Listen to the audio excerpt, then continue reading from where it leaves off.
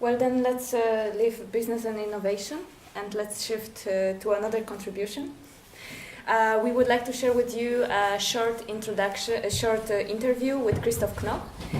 Christoph Knoch is a spokesman for the Coalition of Independent Scene, and this coalition is a communal association protecting and discussing an independent scene in Berlin. Let's look at the material.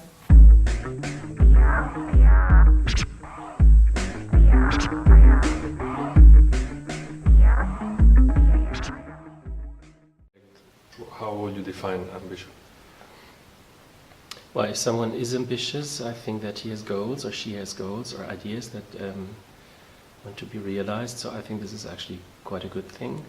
If I hear of an ambitious project, I often have the impression, or there's a little bit of connotation that they had very good ideas, but they failed reaching them.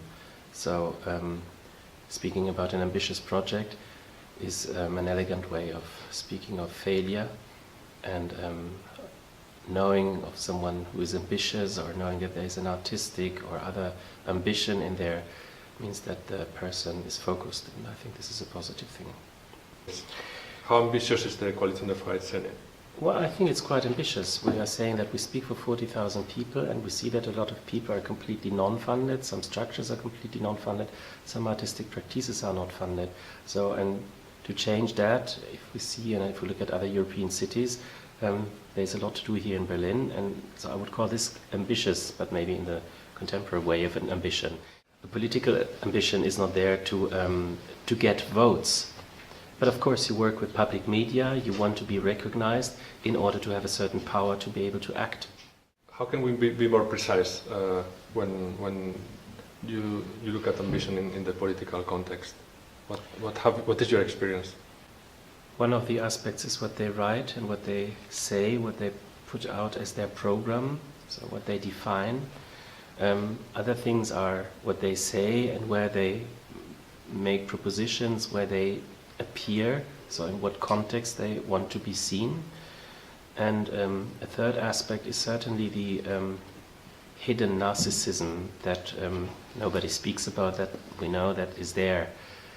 So in all three aspects, I think you should have to work with. The good thing about the written stuff is that it is written and you can call people on what they wrote. You can say, look, this is exactly what you said. You can call them on their word. This is why often this is very unprecise and it's difficult to, or it's like, it's ciphers. It's not explicit words. There's a cipher of there's like a hidden message, or this is what we call politics speech. It's sometimes difficult to decipher it, but you have to, and you have to call on them, and you have to create, or you have to dominate, or you have to work on controlling the discourse. So strategy in time is an important thing, and of course you also have to play that game, the game of public appearance. If a politician says, I'm the advocate for the independent scene, as our last cultural senator did, you have to call him on that. And this is a power that he gives you. Because if we, the independent scene, would say, no, you're not our advocate, we sort of would tell him, go home, do another job, but you're not our advocate. And then it would be for him a failure in the public realm. So we played and worked with that in a way to say, yes, he is our advocate, but our advocate does what we want and not what he wants. And so we were in a discussion. And that is, of course, I think a little bit strategies that you use. It is also maybe a change that for a long time you had here politics that were done by confrontation. People from the arts were against the people in the executive or in the administration or in the legislative. We always said, they don't know what we do, they're bad, they're stupid, they have to change everything. So then we sort of realized that these people that work, for example, in public administration for the arts, or that are in politics and are the artistic speaker or the speaker for arts or culture in their parties, that in their realm they are as marginalized as we feel sometimes. So instead of blaming them, it might be better to give them sentences, to ammunition them, to give them ideas and structures and reasons to be stronger in their realm. And if they're stronger in their realm, they help you. So instead of changing by confrontation, sometimes a change by affirmation can be maybe an intelligent way to do that. It sometimes works, but not always. Would you agree on that also analogy, how also sometimes artists, they need to sell their work, or at least let's say find opportunities also with some kind of strategical thinking and some kind of political skills? Yeah, because it's a human thing. If people are in a distribution of money or in the distribution of time or of power, and if other people want part of that, and that wanting this part is also making this person that is distributing stronger because they get better artists or something like that, it's always a game of convincing and of strategies and things like that. But I think the analogy is actually much deeper than just, I mean, if it is a comparison of strategies, then of course it's interesting. But I think it is much deeper, because I think the artist of independent scene is something, in German we call that mündige Bürger, is something like the adult citizen that decides how and when and where he or she wants to live. Whereas the artist that is working in an institution is some sort of subject, because he or she has to wait until the intendant tells him or her what to do. So this modern citizen, this mündige Bürger, is for me, yeah, there you can compare it very much as a partner in the game of politics and power, yeah. It's not only depending on the quality of the work, but more on how this person is able or capable of operating in this social realm. No? What are the social skills? What are the it makes everything more in relation to how good are you promoting yourself, what are your marketing strategies, no? It brings the game into a different thing. It's not anymore about, okay, this, how good is my work, it's actually how good I am finding opportunities.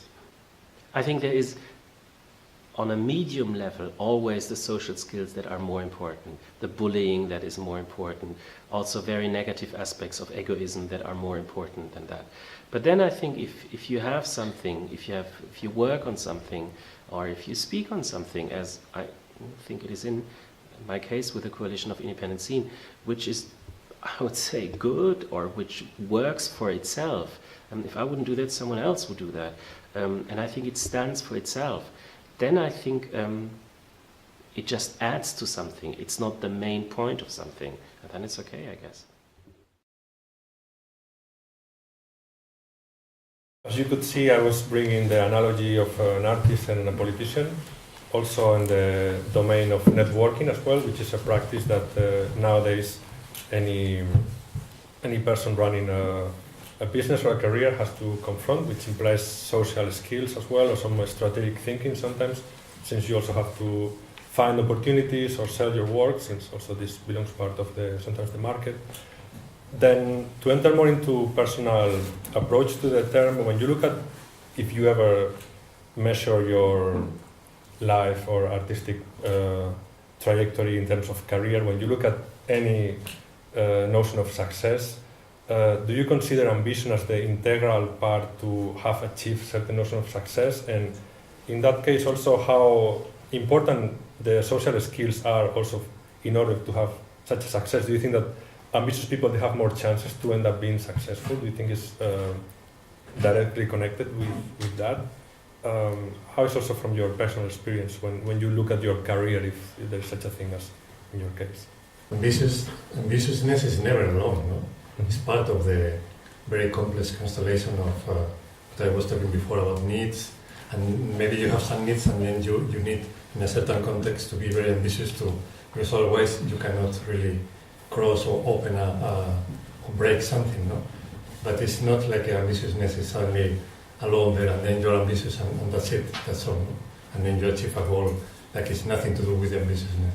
So I think it's a very complex interconnection of reality. But would you agree that a non-ambitious person has less chances to be successful in an artistic career? A person that does not socialize, that has no skills for networking, do you think that this person has less chances to be successful? Depends what is success. Because if success To be chosen by a programmer to present your work, to have visibility, to get grants. Yeah.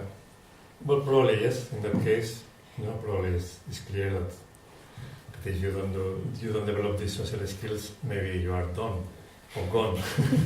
But in another hand, sometimes artists need another kind of success that is not to be programmed in I don't know. I don't want to say any name sadly but sadly you want to have a space to work more than to success in the field or something like that. And just a clarification, because do you connect social skills with ambition, Diego? Because this is what I understood from.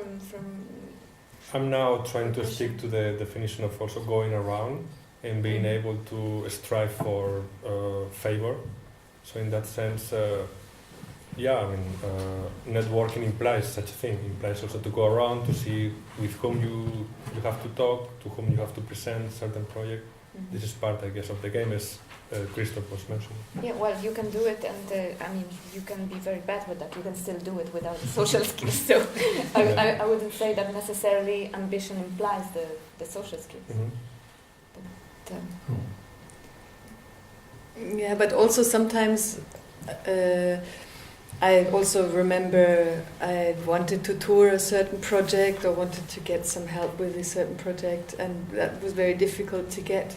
And then on the other hand, there was another project that was chosen all the time and was invited a lot without me doing a finger. So there's also not something that you as the artist decide always of what you're gonna push forward. It's also also a thing where a market or an interest or something else maybe directs things. And do you work with a production manager, or is yourself who deals with this part of your I work? mostly do it alone. I mean, I have a production person, but a lot of the approaching of really when I think, okay, I really need either a co-production or I want to discuss or have some advice from somebody, then I do approach this person myself mostly. And are you conscious of applying some strategical strategies there, how to deal with this person, or how conscious are you of this so-called game? This one bringing Christoph on the table as bringing the political practice as well, no? How strategical sometimes you have to be. I think the most important for me is that I'm clear with what I'm proposing and what. It's also like it's not only that I will be the one profiting. It's also I'm collaborating then with an institution or with another person. And sometimes it will then work out or not. No, I'm just thinking because if you ask really about my career, I don't know, I'm also thinking maybe you're ambitious to the point that you were told to be, that you were told, or your environment, or that's what you made up of what they were telling you, that you can make it. That you're the one, you have stuff to make it, and you can just now be ready for it and just go for it and just work on it, and then you will succeed. But then I think also because we are in performance field, we rely so much on people. Because you say it's like politicians, from the etymology of the word, but I mean people vote on us with their attention, with their money. And they can also be told to vote for specific people in the field. It's also the whole machine of promoting people with their aesthetic proposal, with their ethical proposals, or with what they represent, and that's what the performance community would stand for. And then people would come and receive it somehow. They will give it, give some attention to it, and that's why I also think that it's not enough for you to be ambitious. You have to make others know that you are. You have to because when we talk about social skills, I don't think it's. I can't imagine how would I be how would I even like proceed with my whatever like ambition if at some point nobody shares this notion about me with me? You know, that people know that I can do it. And then like producing your work or doing whatever you're allowed to do, you have this like group of people that support your initiatives, and more or less like in a bigger way or smaller. So I think it's also very much about actually going out and making it, and also presenting yourself in a certain way that will make people also trust you, that you can say what you're, that you can do what you're like talking about also, that you're a person to invest in. Because I think in the end we exist in such a system. Also we say we are like freelancers, but we are investment for many people, or we could be, and that's how we also move on or not. We just fell off the game, fall out of the game. I think it's, I don't know, submission is like, I think it has to be really externalized to really bring you something within the performance community. Maybe it's different, I don't know, in literature. Maybe, maybe it's less direct, but in performance art, I think you have to just sell yourself to a certain degree. I also think, though, that that you can shape the system. I mean, there was these initiatives of, I think it was Einstiegsförderung, that only men got at some point, and then there was this initiative of that it should be, that there should be equality, and now there was. And the same, I think, just the music board, they fund musicians, and now they also announced, I saw it, so that the next time when they will give out money, they will give it 50-50%. The question is always how many women apply and how many men. I think this is something that they still don't count as 50-50. Yeah. It's so at the end, if the 50-50 appears, it's not actually 50-50. Yeah, I know. Yeah. But I think that also even initiatives like this, they put an awareness that actually makes it visible for people, and because some people even don't notice. I think there's also a big step of shaping the environment we're working in.